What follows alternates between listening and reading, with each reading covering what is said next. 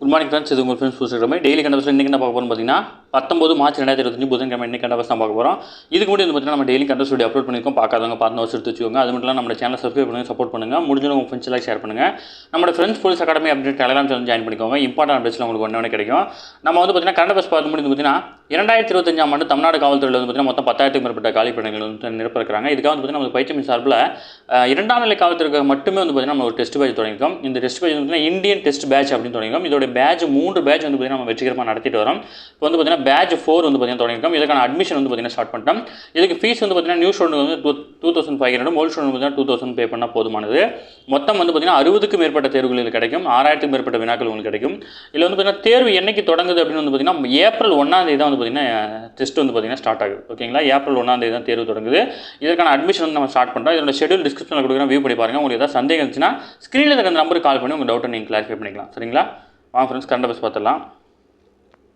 அடுத்தது அதாவது பார்த்தீங்கன்னா மகா கும்பமேளாவை பற்றி வந்து பார்த்தீங்கன்னா நாடாளுமன்றத்தில் வந்து பார்த்தீங்கன்னா பிரதமர் உரையாற்றிருக்கிறாரு. நம்ம வந்து இது எங்கே நடந்துச்சுன்னு மட்டும் தெரிஞ்சிட்டா போதும். ஏன்னா டிஎன்யூஎஸ்ஆர்பி பொறுத்தவரை அந்த மாதிரி கொஸ்டின்ஸ் தான் கேட்பாங்க. உத்தரப்பிரதேச மாநிலம் பிரயாக்ராஜ் நகரில் வந்து பார்த்தீங்கன்னா பிரம்மாண்டமாக நடைபெற்றிருக்கு. ஓகேங்களா, கும்பமேளா எங்கே நடந்துச்சுன்னா உத்தரப்பிரதேச மாநிலம் பிரயாக்ராஜ். ஓகேங்களா, அது ரொம்ப முக்கியமானது. அடுத்து முக்கியமாக இன்றைக்கி நடக்கக்கூடிய ஒரு ஃபங்க்ஷன். ஏன்னா இது வந்து நாளைக்கு பேப்பரில் தான் வந்து, பட் நம்ம இன்றைக்கி வந்து பார்த்திங்கன்னா ஆட் கொடுத்துருக்கோம். அதுலேருந்து சொல்கிறேன்.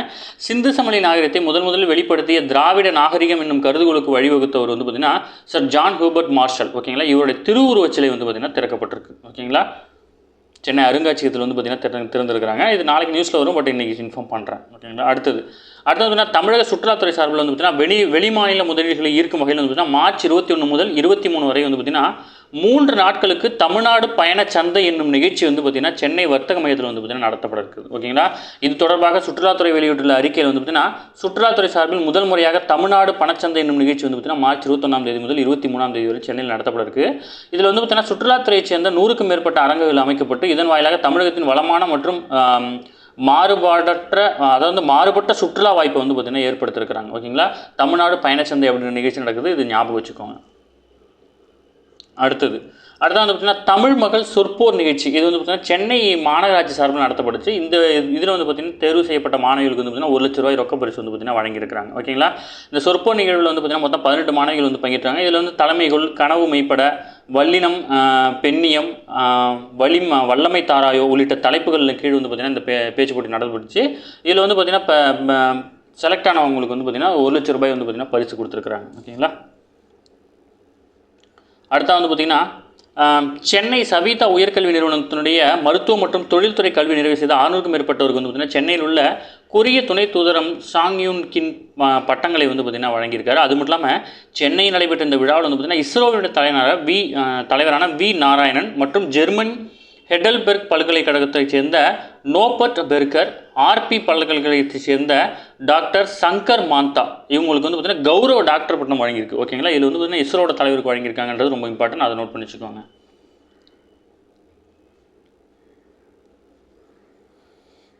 அடுத்ததாக வந்து பார்த்திங்கன்னா இது ஜென்ரலாக ஒரு இன்ஃபர்மேஷன் தான், பட் வந்து தெரிஞ்சுக்கோங்க. இப்போ வந்து பார்த்திங்கன்னா வெப்ப பாதிப்பு வந்து பார்த்திங்கன்னா இப்போ வந்து வெயில்னால வந்து பார்த்திங்கன்னா பாடி டெம்பரேச்சர் இன்க்ரீஸ் ஆகும்போது பேராசிட்டமால்லாம் யூஸ் பண்ணக்கூடாதுன்னு சொல்லியிருக்காங்க.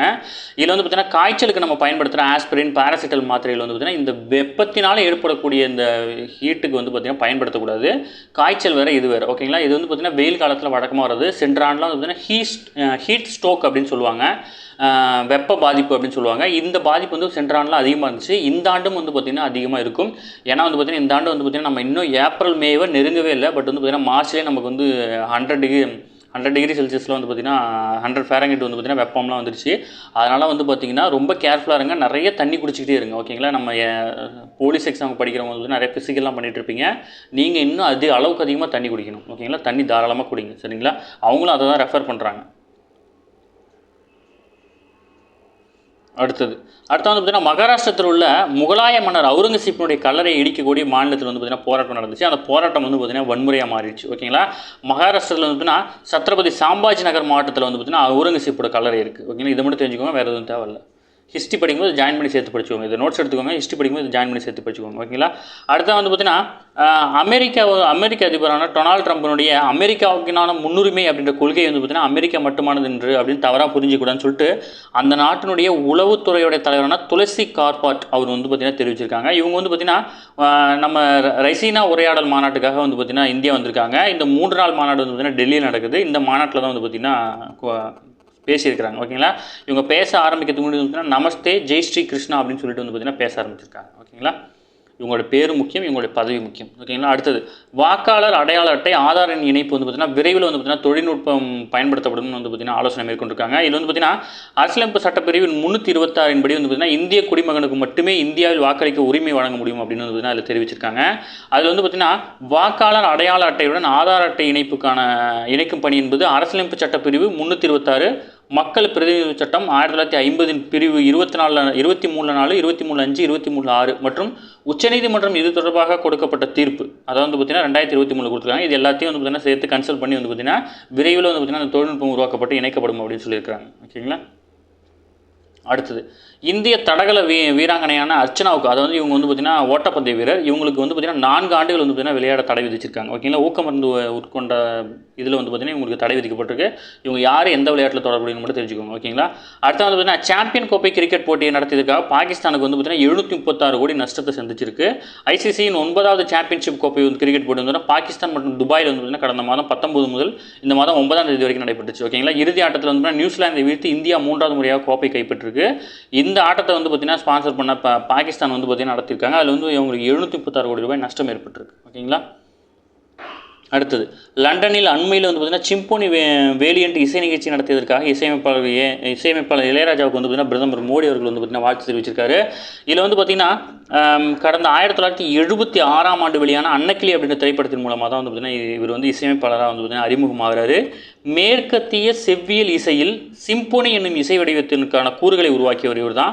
அது மட்டும் இல்லாமல் வந்து பார்த்தீங்கன்னா வேலியன்ட் என்னும் சிம்போனி இசை கோவையையும் வந்து பார்த்தீங்கன்னா இவர் தான் வந்து பார்த்தீங்கன்னா உருவாக்கியிருக்கிறார். ஓகேங்களா? இது இவருடைய பற்றி ஒரு புத்தகத்தில் வந்து பார்த்திங்கன்னா நம்ம பள்ளி புத்தகத்தில் வந்து இசையமைப்பாளர் சம்மந்தமான ஒன்று இருக்குது. பட் அதில் வந்து கீழே இடம் இருந்துச்சுன்னா இதையும் அட்டாச் பண்ணிக்கோங்க. இவர் ரீசெண்டாக நடத்தின இந்த பிரிட்டனில் நடத்துனது. அடுத்து கம்பராமாயணத்தை வந்து பார்த்திங்கன்னா இளைய தலைமுறைகளுக்கு கொண்டு செல்ல வேண்டும் அப்படின்னு சொல்லிட்டு மத்திய அமைச்சர் கஜேந்திர சிங் ஷெகாவத் வந்து பார்த்திங்கன்னா தெரிவிச்சிருக்காரு. இதில் வந்து பார்த்திங்கன்னா கம்பராமாயணம் மக்களிடையே பரவலாக செய்யும் வகையில் வந்து பார்த்திங்கன்னா 2 கட்டங்களாக தமிழகத்தில் பல்வேறு நிகழ்வுகள் வந்து நடைபெற இருக்குது. இதில் வந்து பார்த்திங்கன்னா ஸ்ரீரங்கம் கோயிலில் வந்து பார்த்திங்கன்னா செவ்வாய்க்கிழமை நடைபெற்ற தொடக்க நிகழ்வுகள் தான் வந்து பார்த்திங்கன்னா அவர் இந்த மாதிரி தெரிவிச்சிருக்காரு. 108 திவ்ய தேசங்களான திருப்புலம்புந்தாங்குடி அதாவது தஞ்சாவூரில் இருக்குது, மதுராந்தகம் செங்கல்பட்டில் இருக்குது, திருநீர்மலை சென்னையில் இருக்குது, வடுவூர் ராமநாதபுரம் கும்பகோணம் உள்ளிட்ட மாநிலங்கள் பல்வேறு முக்கியமான கோயில்கள் வந்து பார்த்திங்கன்னா இந்த பாராயண நிகழ்ச்சி நடத்த இருக்கிறாங்க. கம்பர் பிறந்த இடமான மயிலாடுதுறை மாவட்டம் தேரெழுந்தூரில் வந்து பார்த்திங்கன்னா கம்பர் மேடு என்ற இடத்துல வந்து பார்த்திங்கன்னா கம்பராமாயணம் பாராயண நிகழ்ச்சி வந்து பார்த்திங்கன்னா பண்ண இருக்கிறாங்க. ஓகேங்களா?